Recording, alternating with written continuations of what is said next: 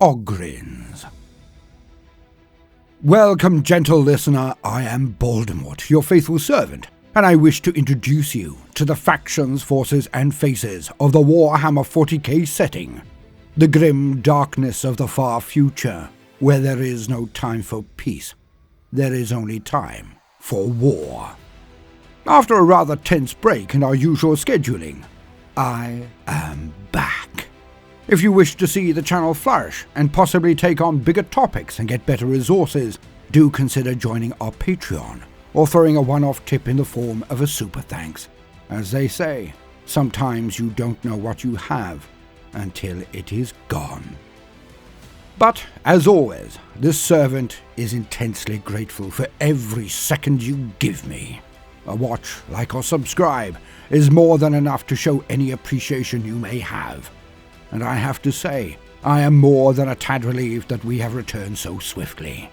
All of this is thanks to the outpouring from and the direct action of luminaries of the Warhammer community, and of course, the input from my boss, Markiplier, and his brethren, Minion777, who is Wade, and my Skirm, who is Bob.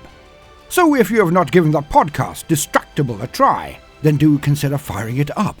I do the intros for the podcast, and it is unremittingly silly, light-hearted, and fun. It really is worth giving a chance. Now, let us get on to the main course of the video. As usual, there will be a few tales scattered amongst the lore to make things a bit more easily understood, and to immerse you into the horror that is the far future. But what are we here to discuss today? Well, that is simple. Yet the nuances are so very eye-opening about many factions in the setting, and the most important one to boot, the Imperium of mankind.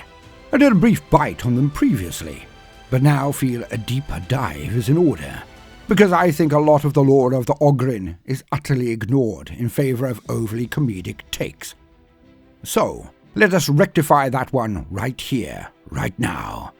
Trust me, the later elements may well shock you. So let us begin. What are Ogryns? From the Bald Library. Origins.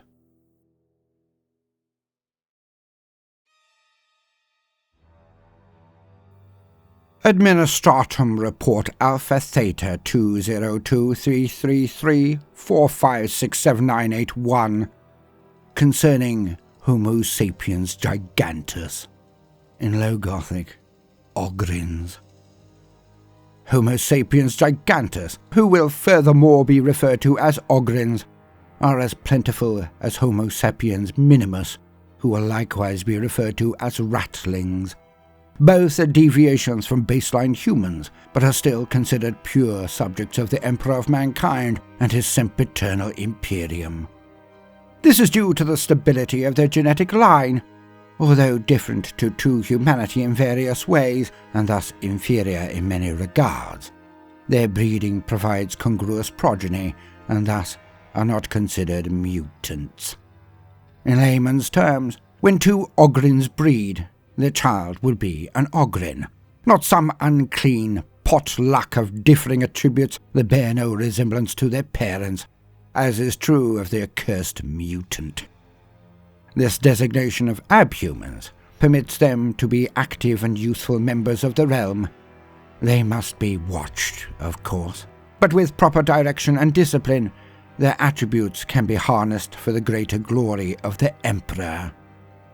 The Ogryns are a result of extended exposure to atmospheres and biomes that would be incredibly challenging to any normal human population. The worlds they dwelt upon had high gravity, and unpleasant or challenging climates for humanity. It is surmised that a change in their bodies, minds, and even instincts are attributable to these harsh conditions. But also, it is noted that many of the worlds discovered during the Great Crusade that had populations of Ogryns also had ruins of what seemed to be vast but derelict constructions that could be construed as being incarceration facilities. Many postulate that when the ancient hegemony of man crumbled under its own corruption, and the dark age of technology gave way to old night, that these penal planets were simply abandoned.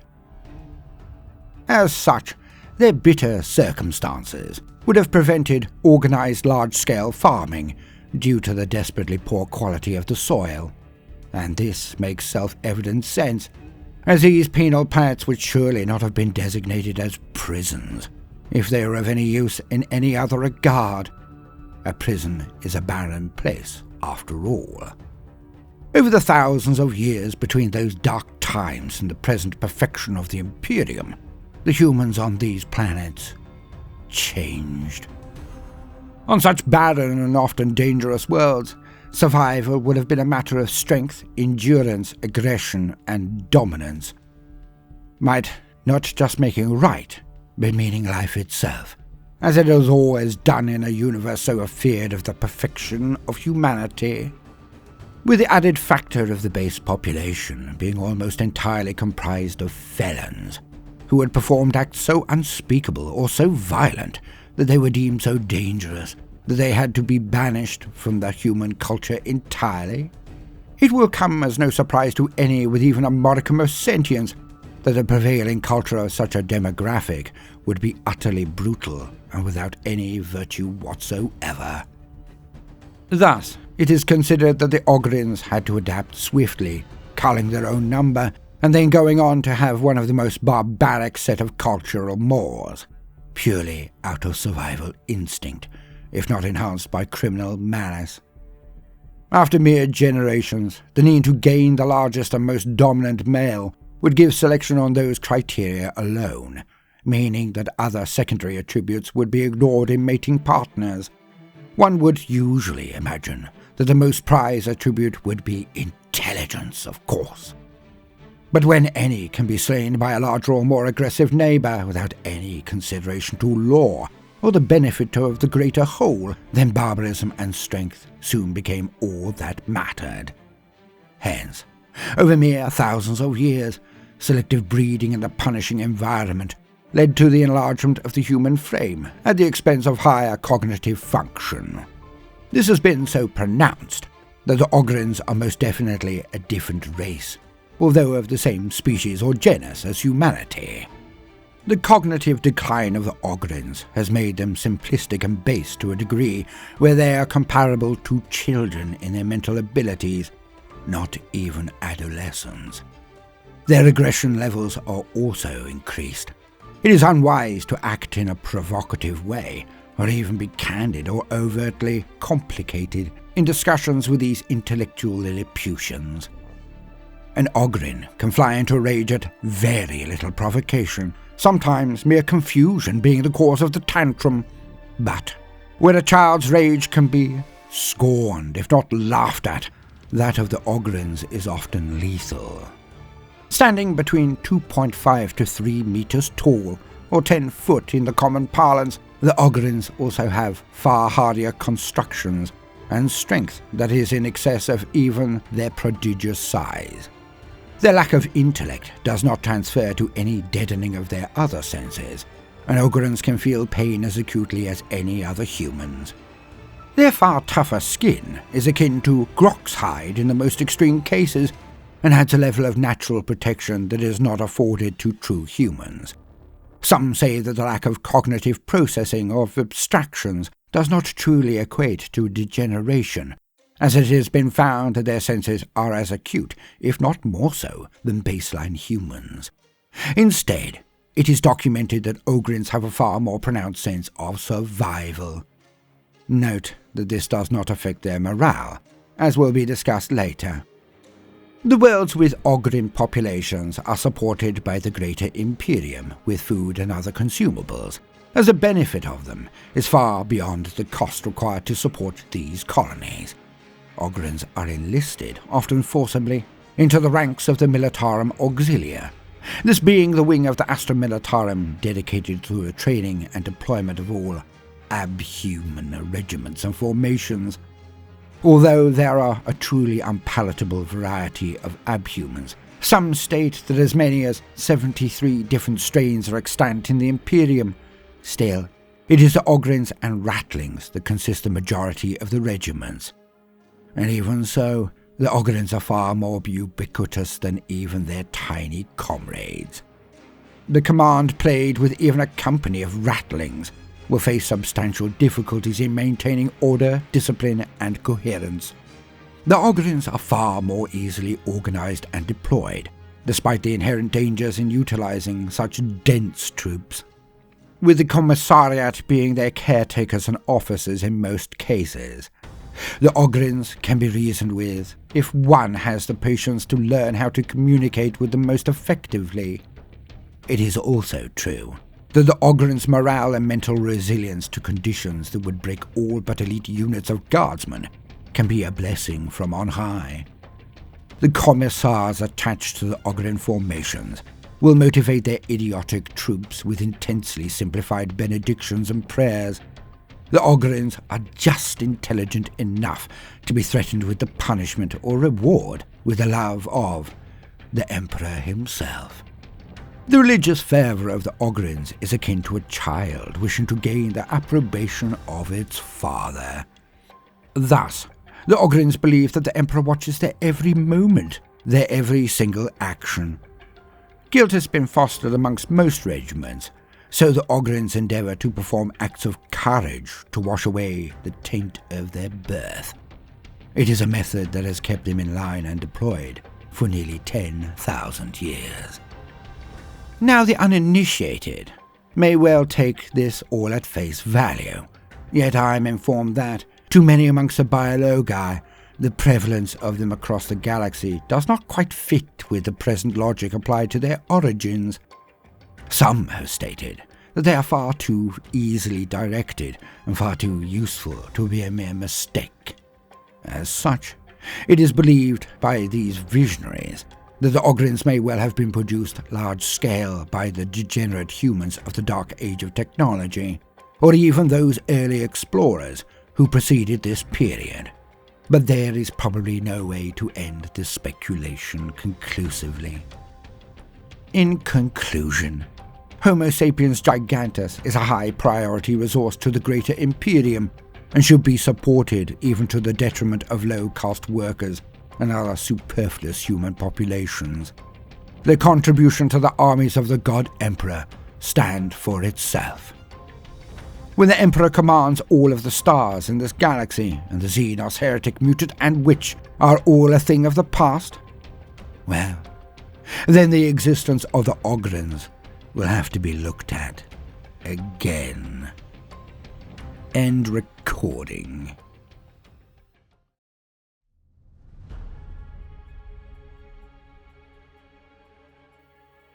Ah, the Ogryns. Some of my favourite models in the Imperial Guard range, and a true delight to face. Because they seem so uncomplicated, so direct. They do exactly what they look like they do. In other words, Hulk smash! But this removes some of the true horror from them.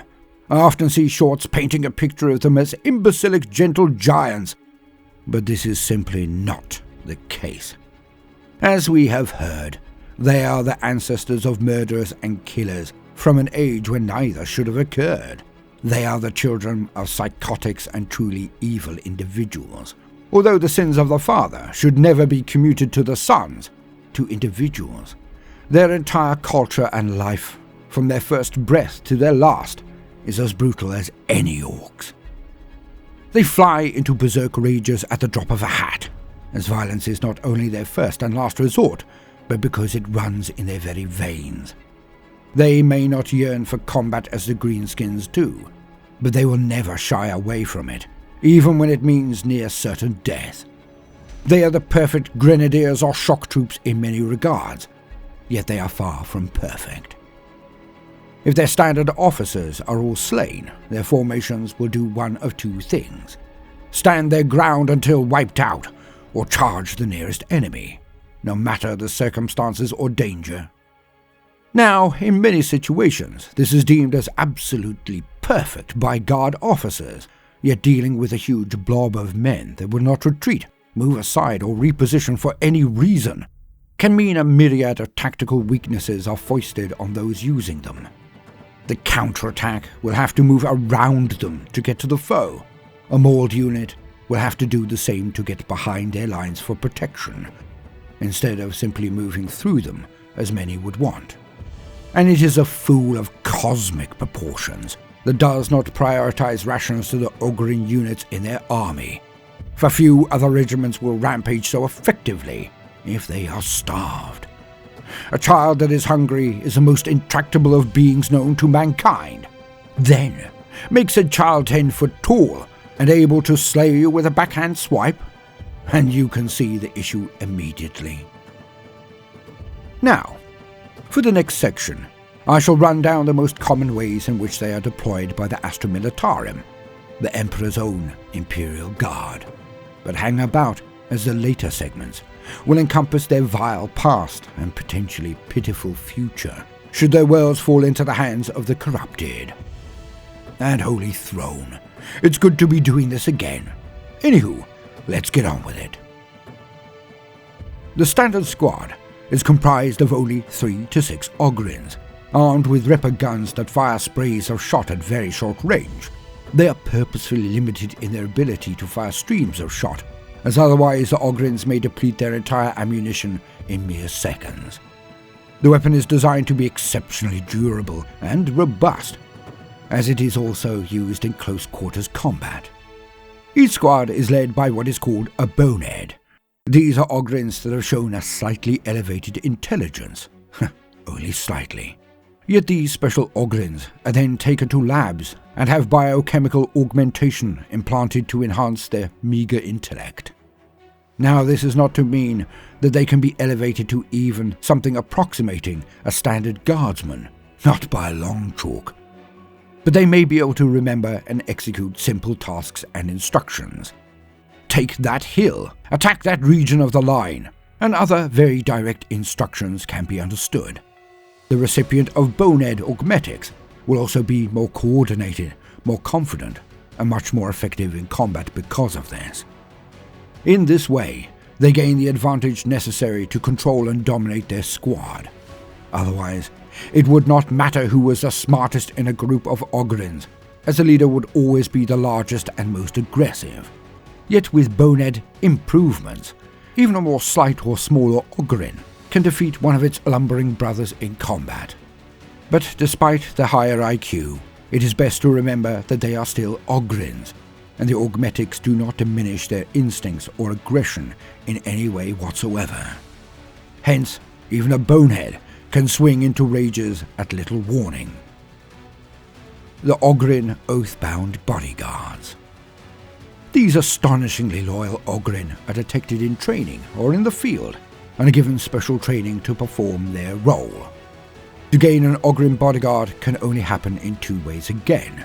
The first is for an officer to gain such rank and importance that they are awarded one as protection. The other method is phenomenally unlikely, for it is when an officer gains a bond of friendship or saves an Ogryn personally. Then, like the most loyal of hounds, the Ogryn will protect the officer with his life. And this is no small thing, pun intended, for the Ogryn bodyguards are near impossible to kill. Armed with brute or slab shields, which I will explain in a moment, they are veritable walls of muscle, dense hide and armor that can stop a space marine in its tracks. Well, for a short while at least. The bodyguard will throw himself into any danger to protect their ward, be it a plasma ball of enemy firepower, ranked volleys, or even a demon prince descending to decapitate the army by removing their leadership. An Ogryn bodyguard knows no fear, no personal safety, no remorse in any action it is asked to perform for its master, or its friend. Bulgryns. And here we get to the ultimate expression of Imperial Guard shock troops. For Bulgryns are Ogryns that have been given bespoke carapace armor, every bit as protective as that used by the Tempesta Scions. And it does not end there. Because the Ogryns are so large and formidable, so damn strong, that they are given pieces of Imperial battle tanks to use as shields, interlinking ceramite armors repurposed to give them the equivalent of tower shields that are near immune to small arms fire. Even dedicated tank-busting firepower has only a moderate chance of penetrating such armor. When squads or formations of Ogryns march towards the enemy, or form living walls for their brethren guards to hide behind, it takes a concerted and expensive concentration of enemy effort to breach them, if they can at all. Ogryns are armed with grenadier gauntlets that flay the enemy in close proximity, but they can forego these weapons to be armed with Ogryn power mauls. Like all power weapons, their exterior is encased in a field of energy that breaks down armor and flesh equally easily, putting the strength of a 10-foot Baldermort behind this weapon, and it becomes a thing of terror. Able to smash through power armor, crush all within, they are no less a threat to the walkers and elite armored resources of other species. A dreadnought or light tank that ignores a charging squad of Ogryns will come to rue the day, if they survive it. These ultimate grenadier shock troops have broken into countless hardpoints, repulsed numberless charges from greenskins, tyrids, or demons alike. There are other entries and units also, but they have been removed from the game really. The gunluggers, huge amongst even their own kind. These Ogryns are so massive that they were tasked with using tank-sized weaponry, able to lug the heavy firepower around a battlefield on their own. The only real concern was that their target acquisition would often be questionable. Also, when firing weapons so difficult to produce, the tendency for any blockage or jam to lead them to destroy the weapon out of frustration may well have been the reason that they are no longer seen in the standard ranks of the Astra Militarum. Bulwark and Skullbreaker units have also been mentioned at various points, both types being created with close quarters combat in mind. They are not substantially different to the present units, mostly being replaced by the Ogryn designation as far as I am aware, and certainly in the present edition of the game. And these are the standard units made up of Ogryns, and some of these units can find equivalents amongst the forces of the Tau, would you believe? For just as they have traitor humans that give Vasa formations, so too do they use the Ogryns, but call them Ogryn. Original, eh? Now, lamentably, we must dive into the worst offences to decency. The use of Ogryns in history, and their later manipulation and deployment by the Dark Powers. Then lastly, I shall explain the newest events that have changed the Ogryns forever. So, let us have a wee tale to kick off this leg of the event. From the Bald Library. Undone.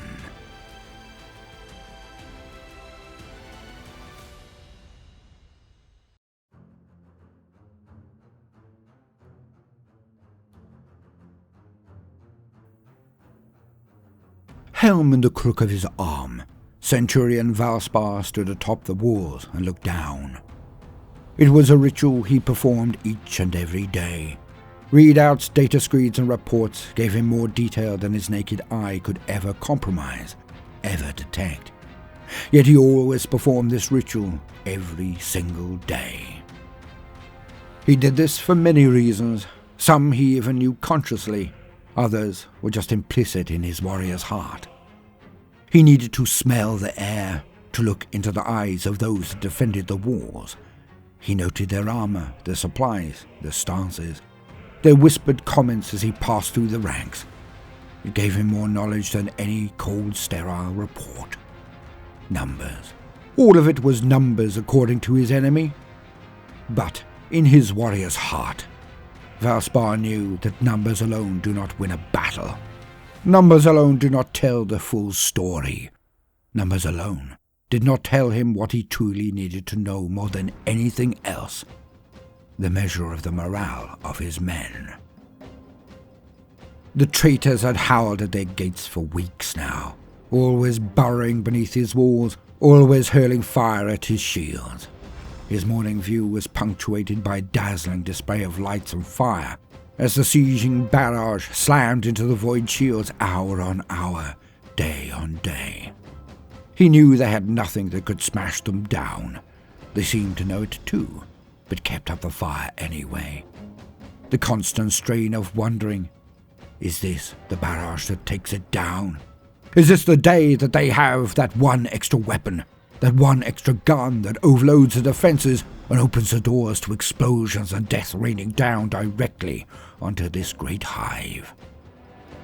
That is right, the clicking and clacking of the Mechanicus Magos on its strange walking apparatus always vexed Centurion Valspar. It came with him every day, disconcerting his honour guard, causing so many more of the beleaguered defenders to be thrust further away from him, just to allow their passage, making it harder for Valspar to make out the whispers that followed in their wake. The two had come near to blows only 2 days before, and in that moment, when the Centurion had stood and barked at the Magos, he witnessed the true power of the depths of Mars. The red cloak had flown back, and underneath it, a half-dozen tendrils of metal cords had erupted, each with weapon of rare and lethal craft at its end, every last one pointing at the Centurion as it screamed at him on binaric cant. Even then, Valspar had not been intimidated, or knew of the strength of the Astartes and the protection of their warplate. Valspar had no doubt that any of the Magos' weapons could cut straight through his armour and slay him, if they hit. But few truly understood or factored for the speed of the Astartes. It had always been an oddity that Valspar could never understand, until he witnessed an attack of transhuman dread. Surely they would all know that muscles of their caliber would make them fast, that the genetic alterations and gene seed would make them able to battle against even the degenerate Eldar and others of their talents. Speed. It was the birthright of the Marine as much as their physical power, and in this, Valspar thought he would have the edge, that he could get his power sword through the central column of the Magos before any of his weapons connected, if they had time to shoot at all. But, thankfully, the icy stoicism of his Primarch ran through Valspar's veins. He stood his ground, did not retreat 1 millimeter, just held the Magos in his cold stare, and simply stated, "I am in command here. Your reservations and protestations have been noted, but you will do this thing, or at the very least, you will not impede the surgeons who will perform this task. None of this. Your objections nor my concerns matter if we fail. I do not have the Marines to stop them if there is a large-scale incursion. We do what is necessary for the Emperor, for the Imperium. And that is my final word." The Magos seemed to rise up a few more inches, as if a last display of size would mean a Grox's fart to the Centurion. Then the moment passed, and the Magos' arms retracted, and it lowered itself to the usual level, faceplate at the same height as the Centurion's own. "Mars will hear of this, Centurion. I will take no part in this, but I will not hinder you. Mars will only hear if we are successful, and if that is the case, then Mars can apply for my punishment through the usual channels." And so, the process was performed. It only took a few days, but Valspar had ordered every last surgeon at his disposal to assist in the change. A surprise was coming for the traitors. Oh yes, it was. It was only 2 days later that they finally did it. It felt like the entire hive was shaking, as if the world itself was shrugging and struggling. Then it began.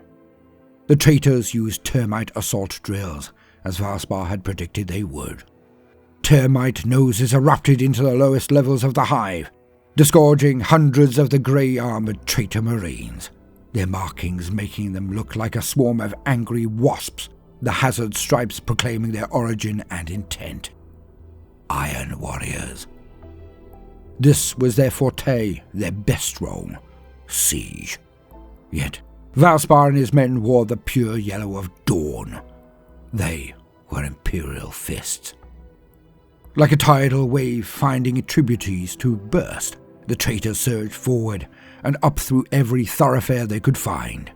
Breacher units formed the first rank of their assault, and even the pinpoint accuracy of the Imperial fists could not often find a clear shot at them. The Loyalist Marines retreated as instructed by Valspar. Fire a few volleys, do what they could, then fall back in good order. Casualty mitigation seemed to be the main point of the exercise, and the Iron Warriors must have secretly chuckled. As they would have seen it, eventually, the Imperial fists would have nowhere else to run, nowhere to hide. And this would be the last gasp of a beaten defender. One who knew that they were dead, but like cowards, they would hang on to every last breath, every last second, hoping for some calamity or miracle to save them. Pathetic. But these were not hardened Iron Warriors. These were Inductii scum, thrown into the tunnels to overwhelm the defenders. They did not have decades of experience, thus they did not see how they were being fed into the one section, the one segment of defences. All of the tributaries that they had marched down all led to this one bottleneck, as intended. A cavernous hall, with the one huge set of blast doors all that remained, before they could get into the hive proper. Once there, the traitors would slay with impunity, surging through hundreds of walkways, corridors, or tunnels. They knew it as well, could practically taste their victory, and the blood that they would spill over the hours and days to come. When the Iron Warriors marched into the hall, their cheer resounded. Yet, as they charged forward to place their charges and bring down the last door, they were met with the best the fists could muster. On the walkways above the blast doors, the fists fired down with las and grav cannons, punching straight through the shields of the breachers and the men behind them, or crushing them where they stood. Heavy bolt of fire pushed back those who were not instantly killed by the hails of death. Still, the Iron Warriors pushed forward, and then, just as they neared the blast doors, expecting to have to bring them down with melter bombs or breacher charges stolen from the now heaped dead shield-carrying Marines, the hall erupted with the squeals and screeches of metal on metal, and the doors slowly opened wide. Again, the Iron Warrior Inductii gave voice to their adulation, screaming a howl of victory. The elation soon died off when they witnessed their doom. As the Iron Warriors had been like a river, the things now coming through the door were more like a rampaging herd of bulls, all stampeding towards the Iron Warriors. 10 foot or more at the shoulder, head to foot in void armor. These mountains of muscle and rage gave off their own war cry, one that drowned out the enemies by factors, and the Iron Warrior line slowed, then shuddered. They stood and fired their bolters, but they only took down 1 in 4 as the Ogryns charged them. When the Ogryns hit, the size and strength of the Ogryn bowled over the front rank of traitor Marines, who were crushed underfoot by the Ogryn stampede. With rage that approached that of World Eaters, each massive Loyalist warrior was filled with combat stims that gave them enough speed to counter the Inductii. They had no hands, they held no weapons. Where the lower arms should have been, were these blades and drills and slicing weapons. The berserk Ogryns swung about themselves, slamming back those who were not impaled, and the sheer horror, as any who were impaled then became geysers of blood. The pronged weapons acted like spears, punching through the armor of the Marines. Then, when inside the Astartes, they would spring open, forcing the bodies to practically explode apart. The Charonite Ogryns were unstoppable. Any they could not outfight, they simply worked with others to storm forward and barrel over. When on the ground, these Iron Warriors were stamped on, or smashed with the pincers and chainsword effects of the Charonite weapons. The Iron Warriors were being butchered, but they could not retreat. As more of their number came through the tunnels and pushed forward, the front ranks of Inductii could simply not escape their fate. Even still, the Charonites were still human of a sort. They died one by one, taking many with them, but eventually they were no more. At this, with hundreds of Iron Warriors dead, Those that remained gave a last, rather half-hearted cheer, only for this to die again as the Imperial fists set off blast charges across the entirety of their ingress points, bringing every tunnel down and crushing scores or even hundreds more traitors beneath it.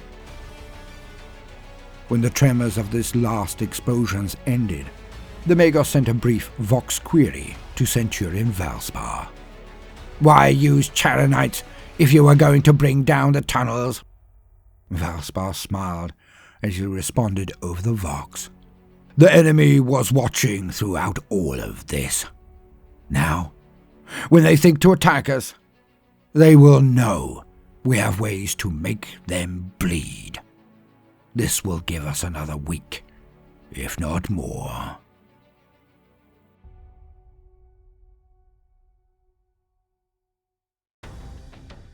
The Ogryn Charonites. Named after their weaponry, this was a particularly cruel and pragmatic use of the raw materials of mankind, the weaponization of the Ogryns. During the Great Crusade, many worlds were found that had Ogryns on them. They were recruited into the expeditionary fleets like any other humans, then used to deadly effect. Times have not changed much in this regard, for Imperial militia would use them in much the same way as they were deployed by the Astra Militarum. Yet, as with near everything in those days, that is not nearly the whole of the truth. The elite forces of the Solar Auxilia were always a cut above the normal militia. Where worlds were taken and rebellion seemed unlikely, the militia held them for the Imperium. The frontline forces of the Crusade expeditionary armies were, of course, mostly given over to the Legiones Astartes, the Space Marines. But even in those days, there were battles and campaigns that were so vast, the enemy so terrible, that the collected might of the Legion was still not enough. In these cases, the Solar Auxilia were deployed in their millions to support their Space Marine overlords, for that they were. The expeditionary fleets being commanded by a Primarch, or a high-ranking and very experienced Space Marine at the very least. In this great war of reclamation, the Astartes ruled the roost. And we should never forget that the wars against countless Xenos alien races would make even the chapters of current Space Marines bulk. There are so few Xenos races left now, it seems that the galaxy is barely populated in comparison. Forces like the Randan, Slort, Nephilim, and thousands of other formidable Xenos were at the very height of their power. None of them could believe that they were so close to extermination from the beaten and broken human race.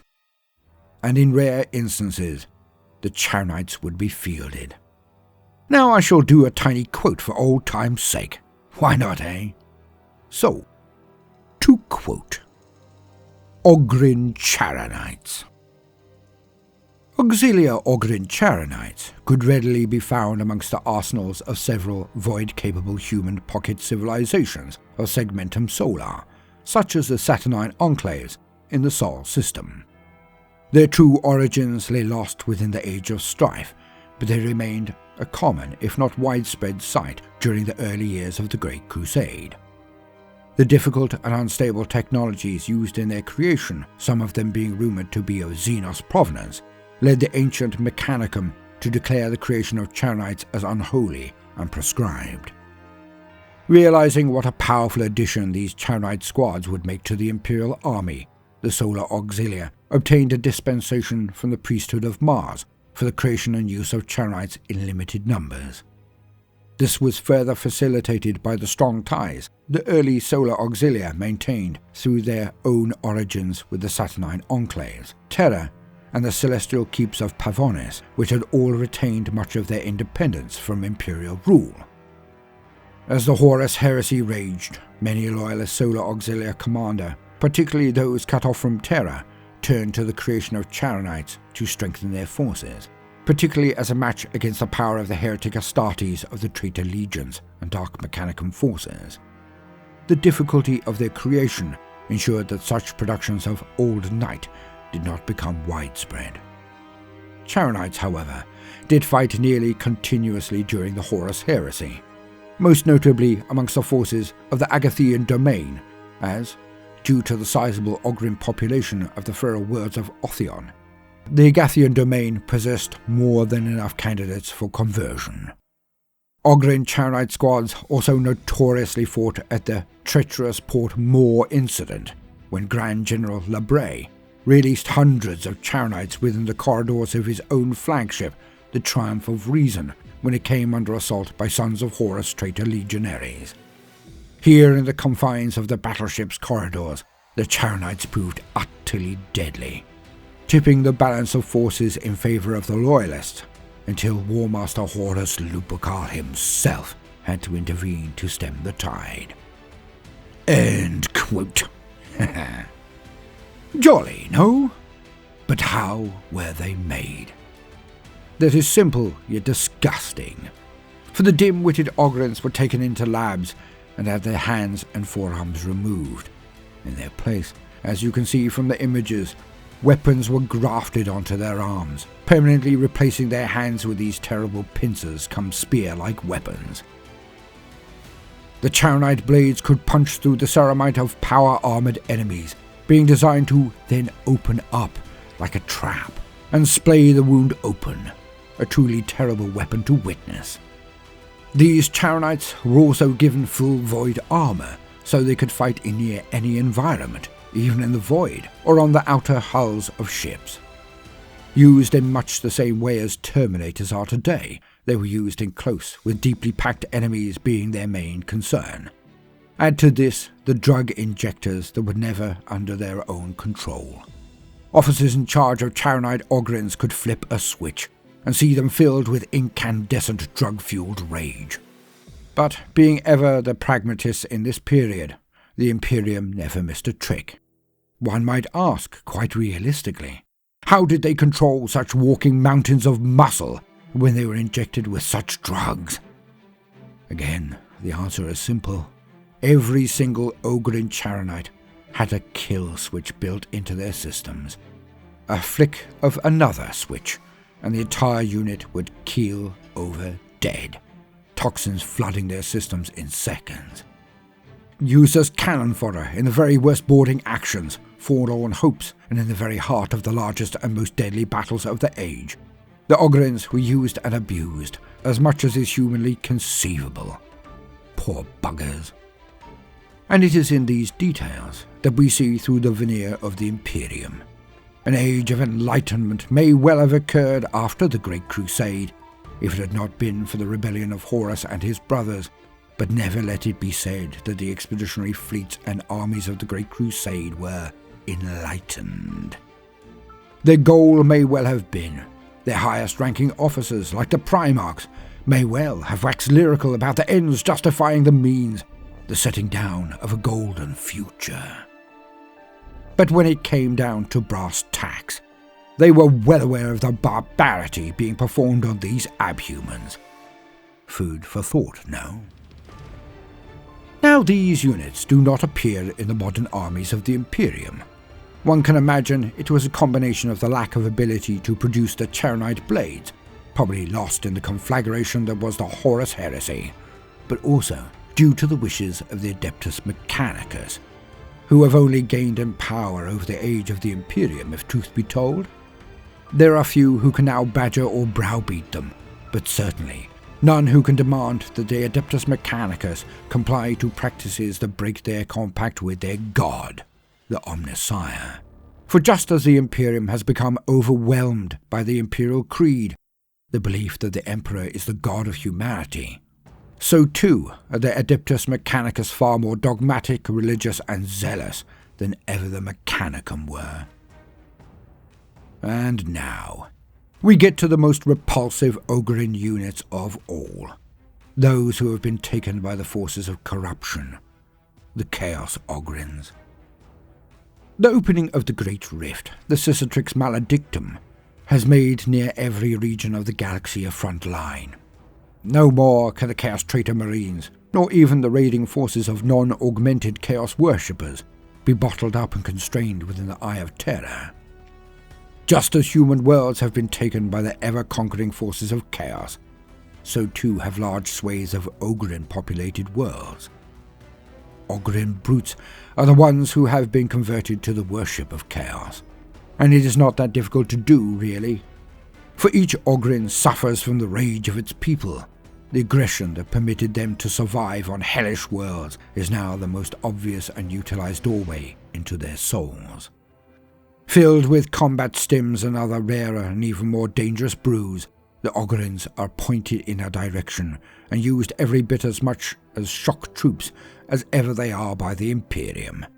Because of their ability to wreak havoc on the enemy, they are also far more prone to receive the blessings of the Dark Gods. Ogryns with gifts from Khorne or Slaanesh are particularly brutal, yet there are specialists even amongst these cohorts. Two particularly gruesome and deadly strains of Chaos Ogryn were developed in the famous Siege of Vrax, the first being the Ogryn Berserkers. Ogryn Berserkers were lobotomized, their brains mostly removed, making them incredibly compliant. Then, when needed, they would be suffused by drugs and even the notorious slaught, as employed by the World Eaters. Butcher's nails were never implanted because it was too time-consuming and resource-heavy a process for weapons that would be discarded after the one use. Ogryn Berserkers never, ever last. Like a modern-day Thunder Warrior, they were astonishingly unstable when activated. It could be only hours or even minutes before the toll on their systems from slaught and the other stims would lead to total system collapse. But these units are near unstoppable. Pain is prevented from registering in their brains. They possessed a rage equal to a Khornate berserker and the size of an Ogryn. They were a desperate flesh nuke that hit a target, detonated, and destroyed everything in their proximity. Then, like the bomb, they would be no more, leaving only carnage and carcasses in their place. The other form created on Vrax was that of the Plague Ogryns. Lumbering things without armor or berserk speed and fury. Still, they are counted amongst the deadliest of all Ogryn kind. For these are the playthings and foot soldiers of Grandfather Nurgle, Lord of Decay. His blessings made them utterly immune to pain, able to withstand their bodies being all but evaporated before they finally stopped. Worse yet, due to their size and endurance, they became receptacles of the most virulent and potent of all the Grandfather's blessings. Put simply, even a single touch from a Plague Ogryn was enough to transmit diseases that would instantly slay their foes in the most horrific and painful way possible. Although neither the Ogryn Berserkers or Plague Ogryns saved the forces of chaos at Vrax, their kind has now been seen far and wide. The process for their construction being refined and disseminated across the Chaos Traitor warbands. And now, we come to the most recent changes in the setting that are a mere few years old, the increasing occurrence of psychers amongst the ranks of the Ogryns. Before, it was considered that Ogryn diminished cognitive ability also precluded them from throwing out the mutants known as psychers, those who could touch and perceive the warp, the realm of chaos, but also of wonders, the home of what is irrefutably magic. Yet, Ogryns are still humans. The psychic awakening and the opening of the Great Rift, most believing this to be the cause of it all, has meant that the dormant psychic genes of a myriad of humans across every segmentum, planet and population have been activated. In one recorded instance, an Ogryn not only became psychically active, but also greatly augmented in intellect. It is not known if this was a fluke, or if Ogryns across a galaxy will suddenly not only be able to touch the warp and use its power, but also be gifted with intellect on a par with normal humanity. Imagine that. Squads, regiments, or even armies of 10-foot Ogryn psychers laying waste to everything around them with their powers? Yet, if you go in close to resolve the issue, then they are still impossibly strong and aggressive, and likely more able than even a bonehead in dexterity, coordination, and lethality. Now that is a unit I would like to see added to the setting, because by the Holy Throne, would it be effective. And the enemies of humanity will regret ever taking the Ogryns lightly. But perhaps, too, their Imperial overlords might wish to look to their laurels, and perhaps, just perhaps, they should start to treat these abhumans just a tiny bit better. Alas, with every bonus comes its minus, and the forces of chaos, or even the gangs of Necromunda, are finding that they can expedite and even force the awakening amongst Ogryns. Using a drug called Ghast, they are able to activate the psychic potential of an Ogryn, but it survives a process that usually slays baseline humans, as they are so physically robust. The Ogryn's sturdiness is their downfall in this matter, as it permits them to weather the surges of the warp and come out the other end changed forever, instead of being twisted beyond all recognition and life itself. And finally, let us not forget the last type of Ogryn, the one that is so pathetic, the one that should not exist at all. Of course, as always, I must mention that even Ogryn can be turned into servitors, used in lieu of heavy lifting equipment, or as H-grade combat servitors. These beings are truly without thought or soul, for their brains have been removed and their actions slaved to programs and orders from their mechanicus owners. The Ogryn servitors are so large that they can be fitted with the weapons of the Cataphrone battle servitors. Given breacher plate with plasteel and titanium cybernetics, they can fire torsion or grav cannons, heavy arc rifles, or even plasma calibers. Yeesh. I hate the concept of servitors more than anything in the setting, so of course they would be here also. No rest for the wickedness of the priests of Mars, eh? And so, as we come to the end, let us sum up. The Ogryns have always been used like chattels, like cattle, even by those who were supposed to free them, their own kind, the humans of the Imperium of Man. Is it because they are abhumans, or is it because they are not very intelligent? Of course, both can be true at the same time. But few beings in the armies of humanity have ever been as abused and easily discarded as the Ogryns. Now many laugh at the Ogryns and invent weird tales where they are akin to characters from Of Mice and Men. That hapless and helpless gentle giant who just wants ketchup on his beans, bereft of any ability to understand or control their own destiny. Yet I cannot see them this way at all, for they are bred from stone-cold killers, raised on worlds where the weak or kind would be eaten with ease. They are not like orcs, though. For the greenskins there is only war. It is their very reason to exist. It powers everything about them, every urge, every activity. Yet the Ogryns are not like this. They are survivors par excellence. Even Catachans would struggle to survive on the worlds left to the Ogryns. It formed them, forged them, made them into one of the most rugged groups the galaxy has ever seen. Yes, in terms of base intellect, they are very vulnerable. But on the worlds they live, cunning and cleverness were never important compared to base brute strength and survival instincts. Hundreds of worlds, battles uncounted, have been won by the strength and aggression of the Militarum Auxilia, the abhumans who are so detested and derided. And of all these abhumans in the entire galaxy, surely it must be the Ogryns who have been the deciding factor. The Ogryns. Love them or hate them, they are survivors from generations of survivors, and their traits are invaluable to the Imperium of mankind. And from how I see things at this present moment, it is very likely indeed that the sacrifice of the Ogryns may well have saved the whole of the abhuman strains across the entire galaxy.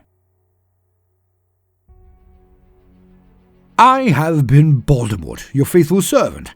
As usual, like and subscribe, tip if you are feeling generous, but most importantly of all, no matter what you do today, do try to make some time for fun. Toodaloo.